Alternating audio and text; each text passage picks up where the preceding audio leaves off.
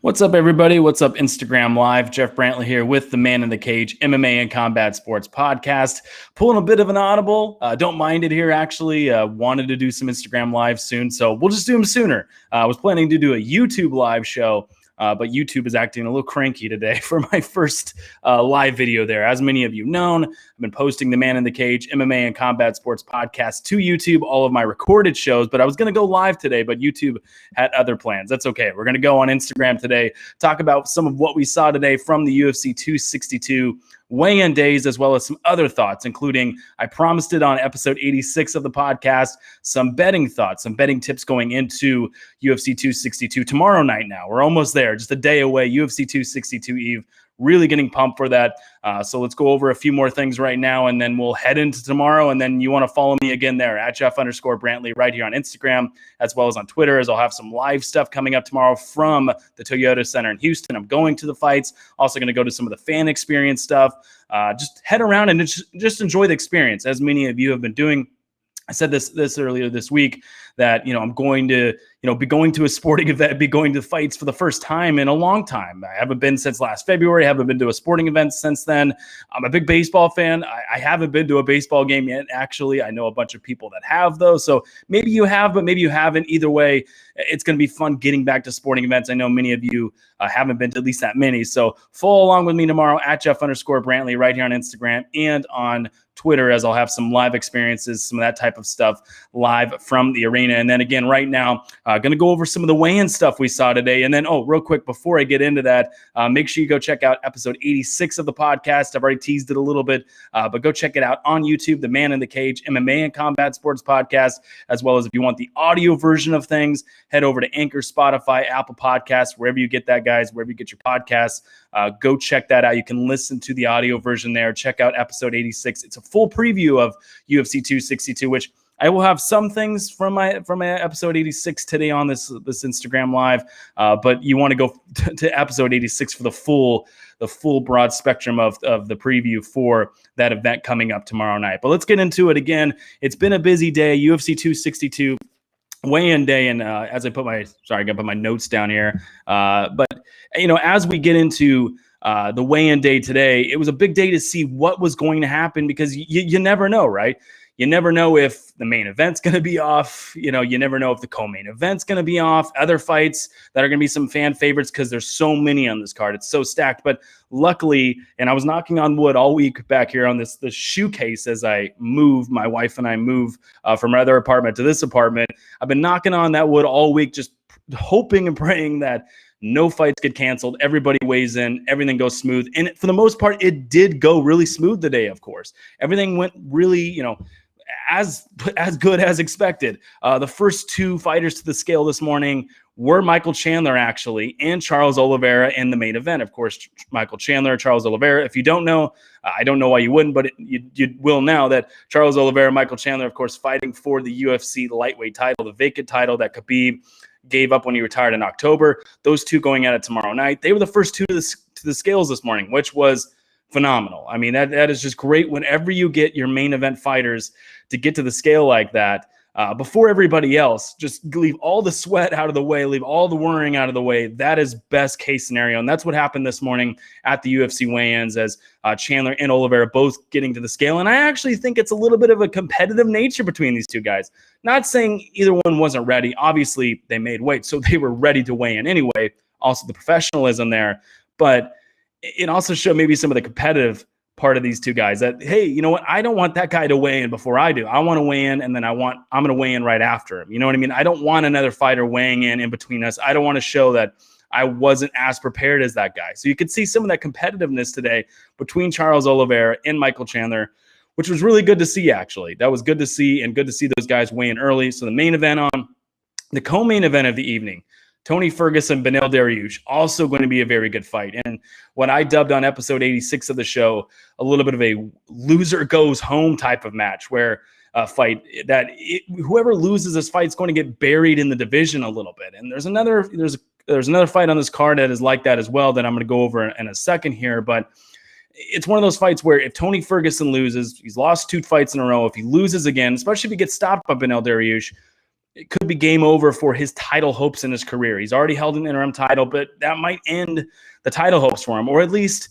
really put them on the back burner and really make him only have at least, he'd really have to make a push. Let's just say that. He'd really have to make a push to get back to an interim title or even the lightweight title. Same thing with Beneil Dariush. Dariush, a little bit younger than Tony Ferguson, but he's a guy who's drifted around the division. He hasn't had his shot yet. If he loses, and then he gets pushed back a little bit. So a little bit of a loser goes home type of match in that co-main event of the evening between Dariush and Tony Ferguson. That co-main event, as many of you already know, if you don't know, that co-main event already on as well, as both fighters made weight. In that fight, Tony Ferguson always, if there's anything, I doubt Tony Ferguson a lot of things going into tomorrow's fight. I doubt maybe he's going to make the necessary changes. We'll see. You can go back to episode 86 of the podcast. I talked about that fight, the previewing of that one, and what Tony needs to do against Dariush. So there's things you can doubt going into that fight, but you weren't going to doubt that Tony Ferguson was going to make weight, though. He made weight easily. He was on the scale early in the morning as one of the first 12 or 13 fighters. Let me look over my list here that were on the scale. Yeah, he was, 1, 2, 3, 4, 5, 6, about 6 or 7 fighters into the weigh-in was right on the scale was Tony Ferguson. Beneil Dariush, a little bit more interesting. He actually hits the scale this morning, and he's actually a half pound overweight. So we had to get back off the scale, take the hour, and go lose the additional weight that he needed to make it an official fight. And you could see Dariush this morning, actually, when he got on the scale at 146.5 pounds, really, not 146.5 pounds, 156.5 pounds. You saw him really, I believe that's where he was at. Let me just make sure on my notes here. Yeah, he was at 156.5 pounds, and then he had an hour to lose that additional half a pound. It only took him 30 minutes, though, but you could tell how he took the news that he had to go lose the weight again, that it really bummed him out. I think he thought he was actually on weight, and then he got up there. They even bring the curtain out, and he wasn't. So he had to go lose the weight real quick, but Dariush was right there as well. He's a professional. Dariush probably would have killed himself making weight in order to lose that half a pound. So he ends up losing the half a pound within 30 minutes. He makes weight. So the co-main event of the evening on as well. And those are, not to say the other fights aren't important, but you never want the main event or the co-main event of the evening, especially as you've already lost the co-main event. A couple weeks ago, Nate Diaz, Leon Edwards. Nate Diaz has to pull out of that fight with an injury. They have to push that fight back. So you've already lost one co-main event for this UFC 262 event. You didn't want to lose another one, especially the day of. Then you really can't replace it at all. This time around, though, the UFC able to keep that co-main event as Dariush loses that half a pound. He gets on the scale. Co-main event is official. Main event is official. That is very important. Now, the 3 fighters, though, and again, everyone else actually made weight. I'll get that out there, too, right now. Everybody else made weight except for one fighter, Wajiro Bontorin. He did not make weight. He weighed in at 137 pounds this morning. He was given an hour. He did not take the hour. He took the small, I believe I think MMAfighting.com was reporting a 20% fine, or a 20% of his purse, giving up 20% of his fight purse in that fight to Matt Schnell. So Bontorin did not make weight this morning at 137 pounds. He was the only one, though. Everybody else, there were some that had some issues here and there, but everybody else made weight, actually. Everybody else was pretty quick to the scale, too, actually. Again, going through my list of notes I was taking this morning during it, I count about 12, 13, 14, 15 fighters or so that were already on the scale and already weighed in by about 9:30 Central Standard Time. So everybody was pretty quick to the scales this morning. Everybody was pretty professional. The 3 fighters that I was most worried about were, the 2 that the actual broadcast was talking about this morning, first off, because I was watching the UFC weigh-in, the official UFC weigh-in show. There's some other ones out there, of course, you can go check out. I've watched a bunch of the other ones before. MMAfighting.com will stream it. Usually some of these other media partners will as well stream all these weigh-in results, the weigh-in show. But I was watching the official UFC weigh-in show, and they started off the broadcast right away with saying there was 2 fighters who were having some trouble cutting the weight. One was Caitlin Chukagian. The other one was Andrea Lee. So right off the bat, you're kind of getting nervous for those 2 fighters. So you're worried about them. And then you're always going to be worried about Edson Barboza, who's fighting Shane Burgos tomorrow night in what will be, I think, maybe for my money, if I had to put my money on something, fight of the night. It's going to be a fantastic fight. It's going to be a barn burner. Both these guys are going to stand and trade leather. It's going to be a great fight. But you always worry about that because Barboza, of course, such a big featherweight. He's always, he's fought at lightweight. He's come down to featherweight the last few fights or so here.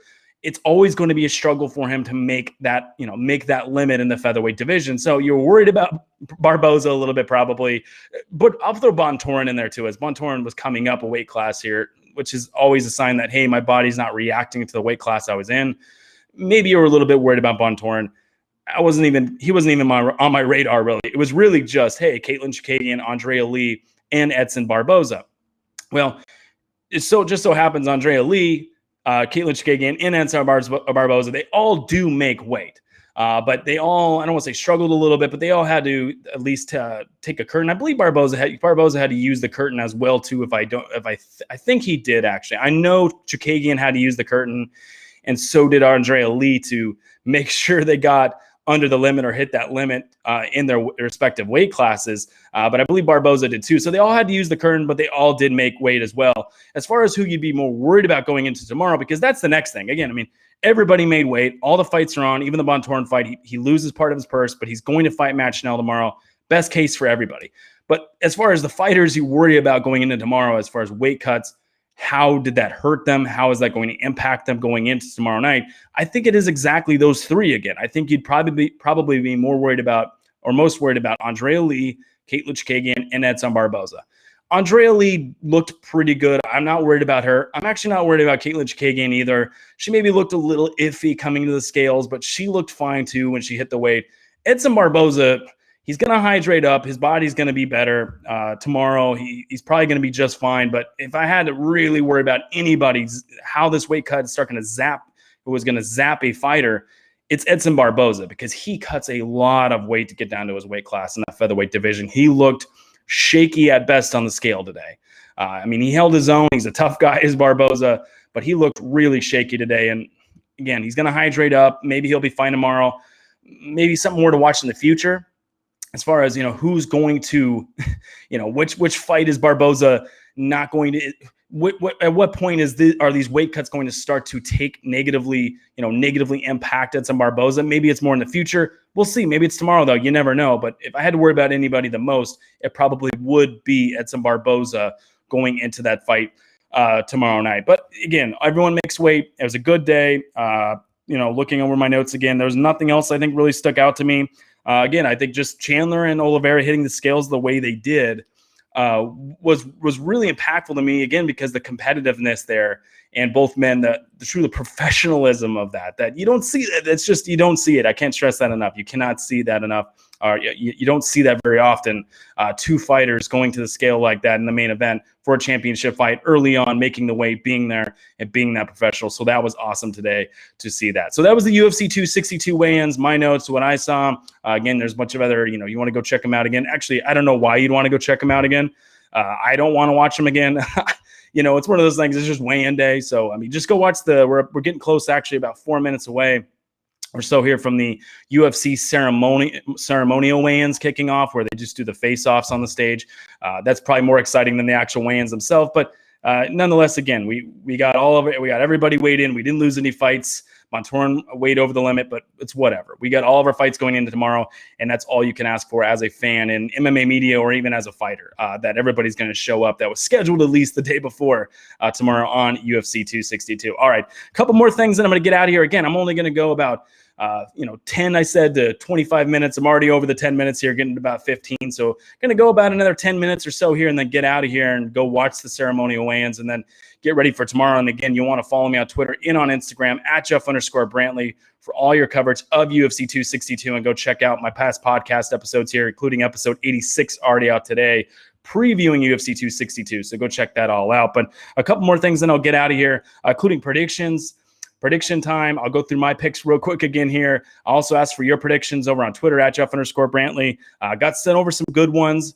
And also, again, I have my own coming up here, but some of the ones I got over on Twitter, some of the ones I even saw actually were even more impactful. I saw one from my guy on Twitter, MMA Gone Wild. You can follow him at MMA Gone Wild on Twitter. He's a good Twitter follow. But he had tweeted out, I saw actually about an hour or so ago, his prediction for tomorrow, a really hot one. And you got to love these hot takes. You know what I mean? Like these out of the box hot takes, the day before an event, the day before a fight.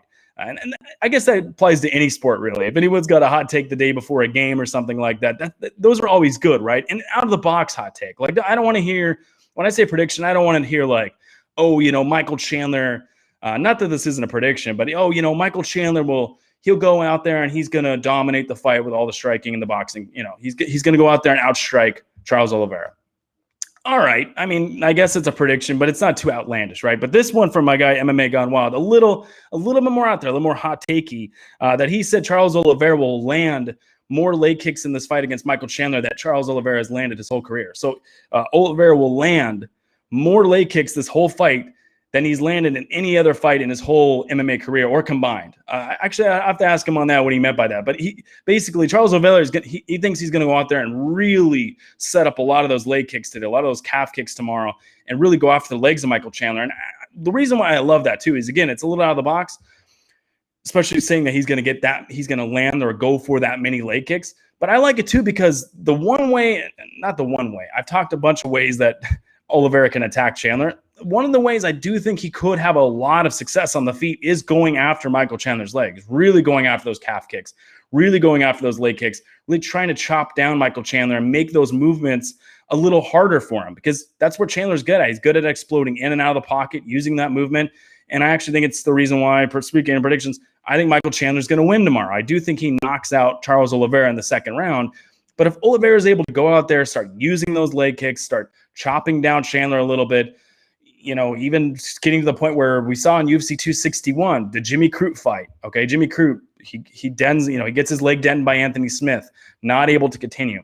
Not saying he gets his leg dented that bad, although we have seen Chandler in Bellator.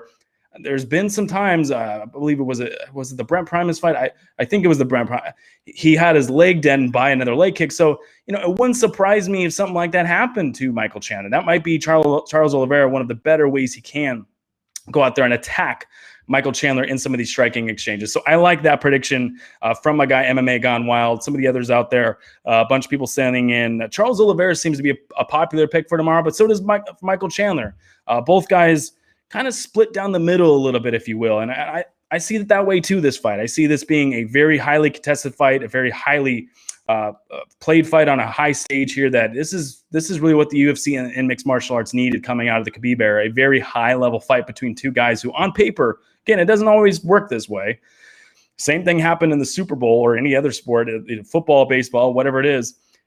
Sometimes on paper, it looks like it's going to be a very closely contested matchup, and then all of a sudden it's not. But on paper, I think it is. I think it is. But I'm going to take Michael Chandler. I'll give my predictions here, and then I'm going to go into a few of what I think should be must bets coming into tomorrow, UFC 262, some betting tips. But my predictions, I have Michael Chandler winning by knockout in the second round. Co-main event, I have Dariush winning by decision.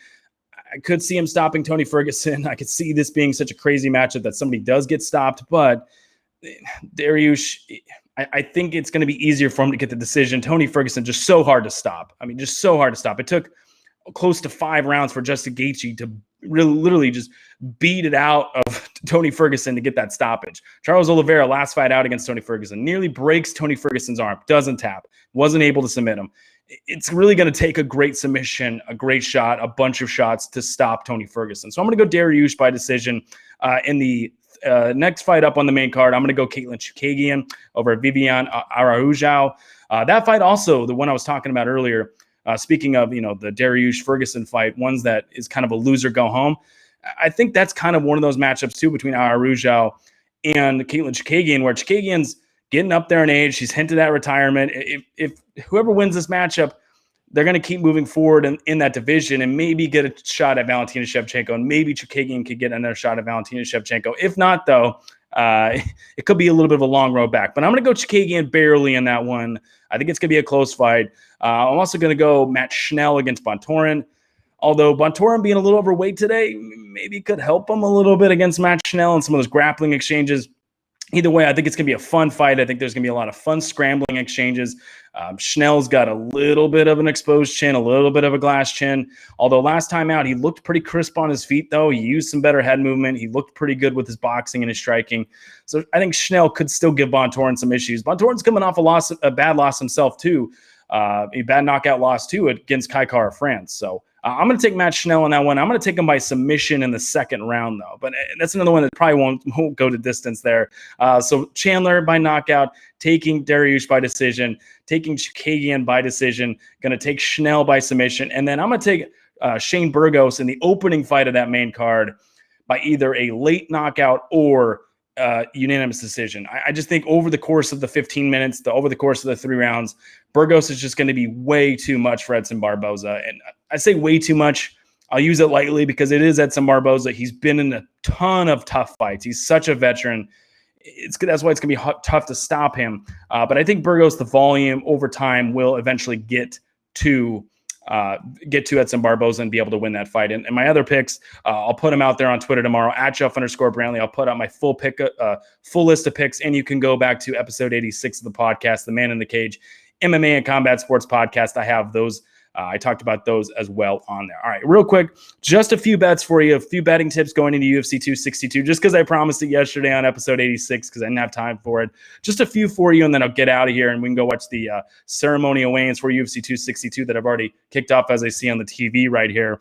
But one of the bets I really like going into tomorrow, and again, I'm going to give like 3 that I really like, and then I'll just float some out there that maybe you should look at. And also, if you want a full list of picks, if you want my full betting tips, you have to go subscribe. You have to go over and become a member of my other service. That is the Man in the Cage MMA and Combat Sports betting show. I put other picks out there for the other sports as well, too, baseball, soccer, football. So it's not just a Saturday thing I'm putting picks out there for, but I put a lot of combat sports picks out there. Go check it out. That's also up on my Twitter at Jeff_Brantley and on Instagram at Jeff_Brantley. Go to my link tree, the link in my bio. It has a link to that show there, and you can get my full list of picks because I'll have so many more going into tomorrow for UFC 262. But just some I really like. Number 1 is under 2.5 rounds in the Michael Chandler Charles Oliveira fight. It's sitting at minus 160 right now, so it's getting a little chalky, but it's still not terrible. And if you jumped on it early in the week, you probably got it around even minus 155, minus 150, even better. Whenever initially open, depending on what your sportsbook does, when they release props, maybe you got even better, maybe it's still better. But minus 160, I still don't think that's bad, and even the under 3.5 rounds in Chandler Oliveira, then it's starting to get even more chalky at minus 210. But minus 210, minus 160 for under 3.5 rounds, under 2.5 rounds in Chandler Oliveira, I think that's a steal. I think that's almost a lock, if you will. And I know it's going to come back to bite me now. It's going to go the full distance decision 5 rounds. But both these guys are going to sit in the center of the octagon. They're going to plant their feet, and they're going to throw. They're going to throw strikes. And then if the fight does hit the ground, Oliveira is going to be looking to sink in that nasty submission game that he has. So chances are this fight doesn't go very long into the 5 rounds. I think somebody gets stopped at some point. It's just about if it happens before that 2.5 or that 3.5. But I like the under 2.5 minus 160 because you're getting a little more value there. That's still, 3 round. You're essentially giving yourself almost 3 rounds to get a stoppage there in a championship fight, and in which one, again, both guys are going to stand there and send the octagon. So I like that a lot. The under 2.5 rounds, Chandler Oliveira minus 160. I think that's a very good one. Next up, I also like Shane Burgos. I just talked about him versus Edson Barboza. His money line right now sitting at minus 140. I think that could look even better tomorrow. Again, Barboza, a veteran, tough guy to put away, tough guy to beat. But I think Shane Burgos in this fight, the volume over the course of the fight, again, is going to start to wear out Barboza and really start to wear on the judges. And, Burgos is a guy who he's talking today at the weigh-ins, and he's talking all week about how big of a fight this is for him. He's coming off of a loss against Josh Emmett. This is one he really wants. And he said he's treating this one like a championship fight. That's how seriously he's taking this fight. And he should do that. But you don't hear many fighters say that. I believe him. I think he's going to attack it like that. I think he's going to come out hungry, and I think he's going to put all of his offensive weapons on display here and put on a show for Houston, Texas at the Toyota Center. So I like Shane Burgos at minus 140, the money line there. And even just a few stats real quick to back it up before I get to the next one. Shane Burgos, in his career, this is according to UFC stats. He's landing 7.31 significant strikes per minute. He's landing that many. So he's landing 7.31 significant strikes per minute. Barboza, if you're just curious, he's at 3.98. So not terrible there, close to 4 significant strikes landed per minute for Edson Barboza, but you get the picture there. I mean, Burgos has some elite volume. He lands at an elite pace. Guys that are similar to him, just for comparison, are like Justin Gaethje, right? I mean, these guys, they're few and far in between. So you really have to go and really, look at his volume and see how that's going to add up over the course of a fight. And I think it's going to add up for Shane Burgos to get a good win. And that's why I like Shane Burgos at -140 on that money line. And then also another one real quick, and then I'll just throw a couple at you and get out of here. I like fight doesn't go the distance in the Bontorin Schnell fight. I just talked about Bontorin being overweight. It's going to be a fun fight with a lot of scrambles. I like Bontorin Schnell -115. Fight doesn't go the distance.